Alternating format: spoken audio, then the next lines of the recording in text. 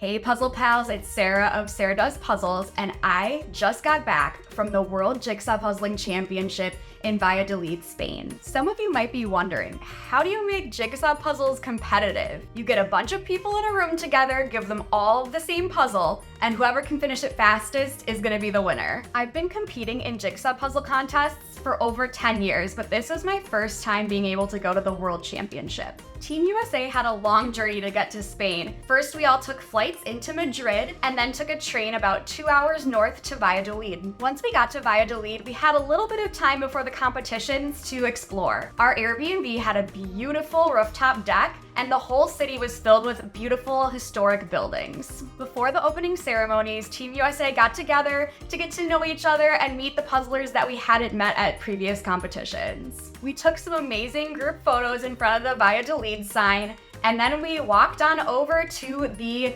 Dome. The competition took place in the Millennium Dome, which is this super futuristic looking building. It had great puzzle lighting, and it was super fun walking in for the first time and seeing our puzzling space. At the opening ceremonies, I got to see friends old and new from all different countries that are also into speed puzzling, and it was just such a great atmosphere. So before I get into the recap of all the contests, let's talk a little bit about the rules of a puzzle contest. At the World Jigsaw Puzzle Championship, there are 3 different types of competition: individual, pairs, and teams. And the teams consists of 3 or 4 people. Each individual, pair, or team is going to get the exact same jigsaw puzzle. Competitors usually don't get to see the puzzle before the competition. At this competition, they came in blue Ravensburger bags. After a countdown, it's time to go. Puzzlers will open up their puzzle and start puzzling. Good morning, everyone. I am at the Dome. It is day 1 of competition. Michaela, my pairs partner, is puzzling right now in there for Group A, qualifying for the semifinals for the individuals. So I will be checking that out. And then I compete in like a few hours at 5 p.m. here. So I think that's like 6 hours from now.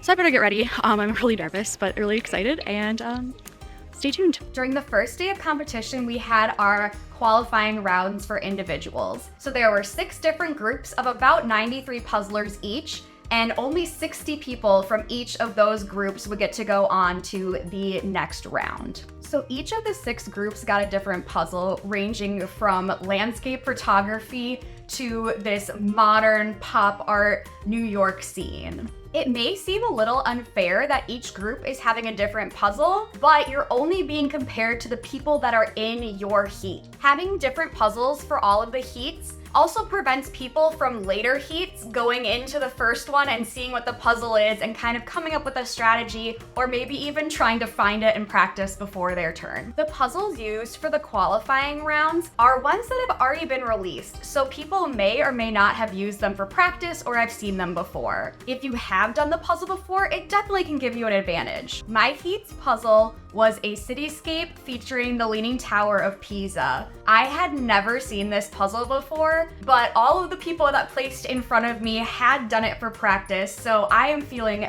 very good about my 4th place finish. Compared to the other group's puzzles, I'm feeling pretty lucky with the one that I got. It wasn't too hard, it wasn't too easy. It was the perfect puzzle to start off the competition with. The competition schedule started off nice and easy with just 1 competition on the first day.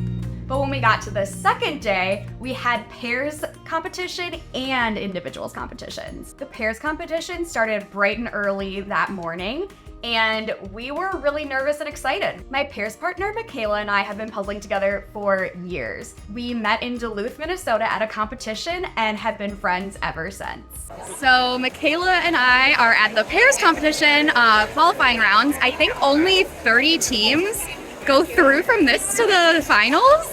And we're really nervous, honestly. I mean, there's a lot of pairs here. How are you feeling? I'm nervous, but I think we got this. I think we got it too.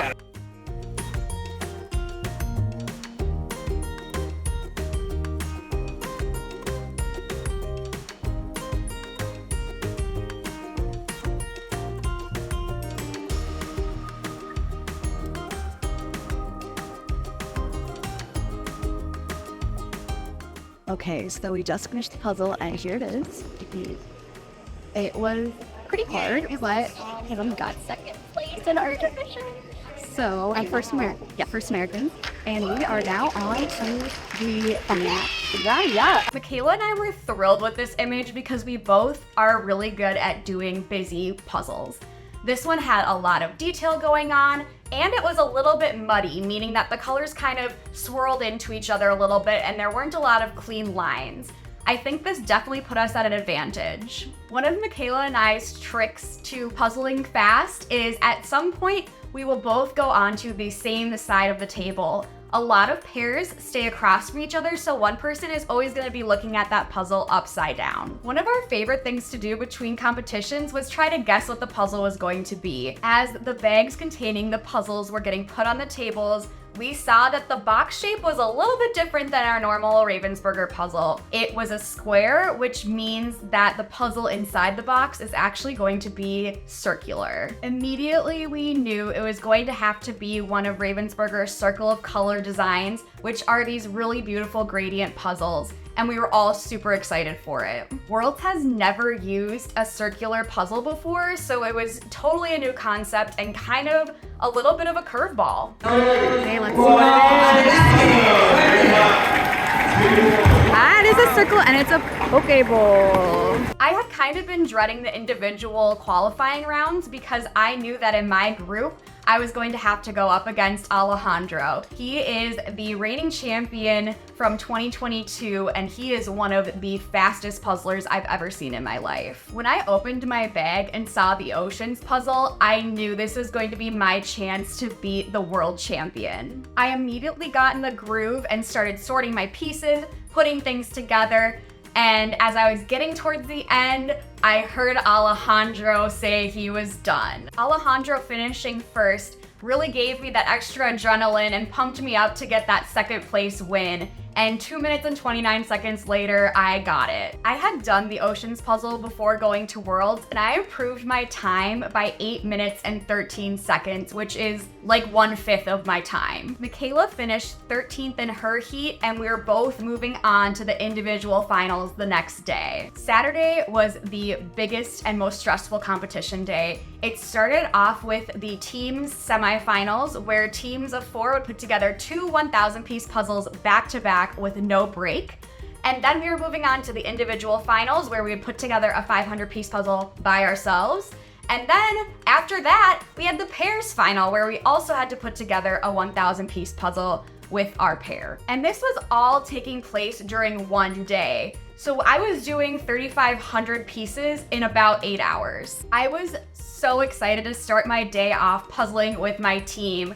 We are from all across the United States, so we hadn't had a chance to get together and practice before heading to Worlds. My team consisted of my pairs partner Michaela, EB, who I had been on a team with at the national competition last year, and Karen Puzzles, who is a pretty popular YouTuber and also a really great speed puzzler. The team's prelims has a pretty unique setup. So each team is given 4 puzzles to choose from, and from those 4 puzzles, they're going to pick 2 to complete. So different teams might be completing totally different puzzles. This can make it really hard to tell who's in the lead, depending on how easy the puzzle is for that team and which order they're doing it in. Since you're doing 2 1,000-piece puzzles back to back, a judge needs to come over after you finish the first puzzle and confirm that you did complete it. Then you have to put it away and then start your next puzzle. And that all is included in your time. Before coming to Spain, our team had a group message where we practiced picking what puzzles we would want to do in the team's preliminary round. So we already had a ton of practice with this. We were shocked to see that one of the puzzles that we had to choose from was one that we had talked in depth about before. So immediately we had chosen that Canada puzzle. We debated a lot about what our second puzzle would be, and we knew that the orange puzzle was going to be terrible to do at the end when you're left with just the orange sections on the side. So we put that one out immediately, and we knew that Karen's strength is doing sky. So we went with the one that had the beautiful sky and fun colored buildings. Being able to determine what puzzle your team is going to be able to do fastest is a really important part of this competition. Even though we hadn't had a chance to practice before getting to Spain, we still got first place in our team's heat. After that team's win, we had to quickly change our brains over to individual puzzling because we had the individual finals coming up next. Since I had done so well in the second round of preliminaries, I was seated number 3, so I was in the front row next to all of the extremely fast puzzlers ready to go. As soon as I opened that Ravensburger bag and saw the image, I knew that I was going to have to adjust my expectations. I went into the competition hoping to be in the top 25, and I knew that it wasn't going to happen with this puzzle. My puzzle Achilles heel is photography, especially landscapes or building photography. Although I knew I probably wouldn't reach my goal of being in the top 25, I was determined to finish that puzzle in under an hour. At 37 minutes and 59 seconds, Alejandro finished his puzzle and I looked down and I was about halfway done. It was tough to hear someone winning when I had only gotten half of my puzzle done, but I just tuned out the rest of the room, ignored the camera crews running around, and worked on that puzzle, and I got it done in just under 58 minutes. This puzzle showed me I really need to practice those landscape and photography puzzles so that next year I can come back and be in that top 25. So we were 2,500 pieces into our day, and we still had one more competition to go. The puzzles for the final round of each competition are unreleased puzzles from Ravensburger's 2024 line. Because of this, there is absolutely no way we could know what the image was going to be. It could have been anything. It was 7 p.m. and starting to get dark, but Michaela and I were ready to take on the challenge of whatever that 1,000 piece puzzle was going to be. When we opened that bag and saw all those bright colors and patterns, we were so excited. We knew that this was going to be a fun puzzle to do. One of the most important things in teams and pairs competition is your communication with your other teammates. Michaela and I know each other like the back of our hands, and we know exactly what section each other is working on at any given time. So we could find pieces for each other, call out new sections, new patterns we were looking for, and we were flying through this puzzle. The puzzle was definitely challenging because there's so much going on in it, and the lighting was getting really bad. And also, we had just spent the past 6 hours puzzling, so we were getting kind of loopy. We were getting towards the end of our puzzle, and we heard the cheers from the crowd and knew that someone had just finished. Not long after that, we heard another round of applause, so we were motivated to get that 3rd place finish. The puzzle honestly was kicking our butts, but we were 1 hour and 46 minutes into it, and we finally were putting in those last pieces. So our friend came over to our table to congratulate us, and she let us know that we had actually gotten 2nd place, and the cheers that we had heard earlier were for that 1st place team again. We were just shocked and so excited that we had placed 2nd in the world. So in the end, only 9 pairs finished before that 2-hour time limit hit. When the time limit is reached, puzzlers need to take their hands off the puzzle, and volunteers come over and count puzzle pieces that are in groups of 3 or more to determine how many pieces they put together. 10th place came down to just a few pieces between teams, and Evie and Karen won, and we were so excited for them. Team USA had an absolutely fantastic showing in the pairs, with 5 of the top 10 pairs being from the United States. This was a great way for Michaela and I to end our night going into the team's final the next morning. So the team's preliminary round brought it down from 160 teams to just 100 teams in the finals. In the team's final, everyone is given the same 2 puzzles, but you can decide which order to do the puzzles in. When we opened our bag, we immediately went for the Puzzle People puzzle, and that was definitely a good choice. We started off quick with an exciting and fun puzzle for us that we really enjoyed. We were the first team to finish their first puzzle, and we moved very quickly on to the second one because we knew this one was going to be more of a challenge. An important thing in teams is to make sure that you are checking in with your teammates and communicating really well. If you're stuck on a section, don't be afraid to tell people and move around somewhere else. Maybe someone else is feeling stuck on their section. So we were communicating super well during this when we were getting stuck on a color or in a certain area, and it helped us get second place in teams. It felt incredible to get second place. Our team was so excited. We did our 4-way high five, and we were just so proud of ourselves for getting those puzzles done real quick. And after all the competitions wrapped up that day, we had the award ceremony where the top 10 winners from each category got to be recognized.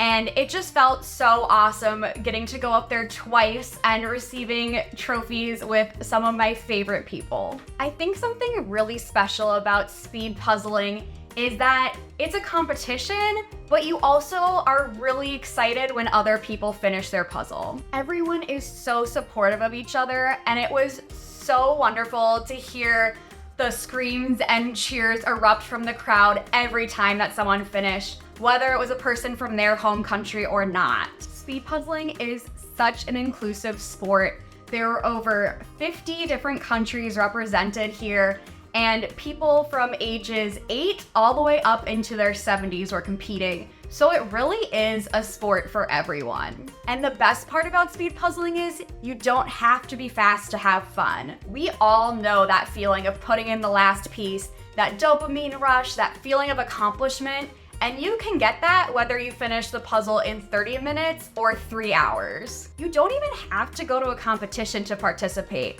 You can compete against yourself and try to finish the puzzle faster than you did last time. If you are interested in competing, find me at Sarah Does Puzzles on Instagram or Facebook and send me a message. I would be happy to help you find a competition in your area or help get you connected to the online speed puzzling community. Worlds was such an amazing experience, and it just made me even more excited and passionate about speed puzzling. Thank you so much for watching today, and I hope to see you all at the USA Jigsaw Puzzle Association Nationals in San Diego, California in March of 2024.